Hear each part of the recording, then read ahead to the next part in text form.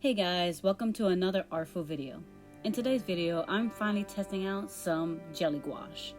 I'm so late to the game for jelly gouache, but I have always had my eyeballs on it and waited for the day to get my hands on them. I know some sets are pretty cheap, but it's either I forget about it, doubted it, or just didn't have the money at the time.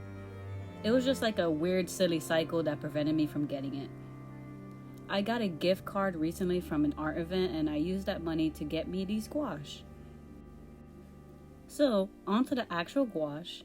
The brand is Arrtx, I believe. I probably butchered it, so I apologize. And if I may say, the packaging is my favorite.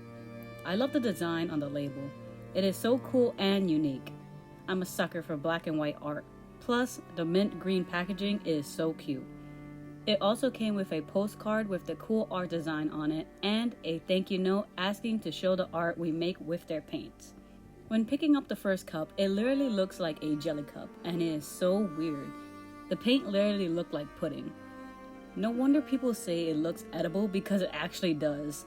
But please don't eat the paint, it's probably not going to taste good. I went through opening each and every one of them, but I realized that there were no names on each paint. So I went out of my way to put the name on the bottom of the little cups, just in case if I wanted to know the name. Yeah, there's a swatch sheet with the names on it, but sometimes it's easier to just look at the actual cup on the bottom of them than finding a sheet every time. Besides, I tend to lose the swatch sheet anyways. Another issue was that the sealing was so tightly bound to the plastic cup that it literally ripped the rim off of one of the cups. From the time lapse, it may look easy, but it actually took me quite a bit to open them because they were glued so tightly to the cups. I appreciate that the paints wouldn't dry out, but it sucks to actually open them and they didn't have an extra tab where you can firmly grip the plastic to pull it off. However, with patience, I managed to open them all with no spilling, surprisingly. The paints work like regular gouache. It was thick, pigmented, but can be thinned down with water to get more watercolor vibes. The colors are vibrant, bold, and was a really good range of colors. I especially love that they gave 2 cups of white because we artists know that we're going to use a crazy amount of white for mixing different colors. The oil or what paints are made out of started separating from the paints. So I took some toothpicks and mixed up each paint, and I can't tell you how satisfying it is to see how nice the paints look when nicely mixed. It really looked like pudding now.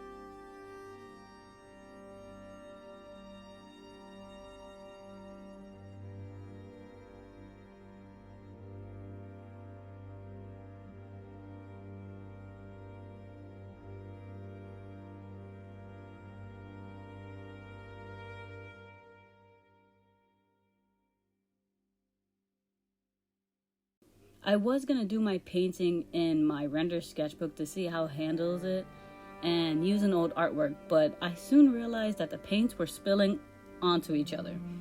This is not the design's fault because I'm the idiot who stored these paints sideways and completely forgot that gravity existed for some reason. The dark blue paint spilled all over onto the other colors and I felt my soul left my body when I saw this. I tried staying calm and used some of the colors to paint a random background behind my sketch, but it clearly was not working out. I also had to accept the fact that I lost half a cup of color and it was completely wasted for no reason. I kind of quit life for a day until I cleaned out the paints and decided to give it another try the next day. Dark blue paint on a mint green packaging was not fun to clean. After the struggle of cleaning, I managed to start on the actual piece and another struggle happened. I was struggling with the washi tape. I don't know if it was old or just cheap, but it was not ripping properly, so I had to rip it in pieces, then put it together. Now watching this video back, I am stressed out again because I basically didn't even use the background anyways, so I put the tape all around for basically no reason. This video was not my best days, but I got through it. I decided to include the references in the video because last time I lost the link of a reference and still can't find it to this very day. I tried experimenting more by making different race characters. For years, I never thought about diversing my characters, and I want to work on that more. Different skin tones, colors, etc, etc. Other than that, enjoy this piece come to life, and I hope to see you guys in my next video. Remember to be kind, kings and queens. Bye bye.